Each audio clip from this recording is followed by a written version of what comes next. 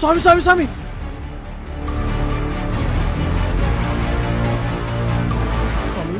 మామూలు చూడండి స్వామి, ఒక్కోసారి ఏడుస్తున్నాడు, ఒక్కోసారి నవ్వుతున్నాడు, ఒక్కోసారి కోపడుతున్నాడు, ఒక్కోసారి కొరుకుతున్నాడు. అసలు ఏమైందో కాస్త చూడండి స్వామి, నాకు భయంగా ఉంది. మార్చి 25 నుంచి ఇలా బిహేవ్ చేస్తున్నాడా? స్వామి మీకెలా తెలుసు స్వామి?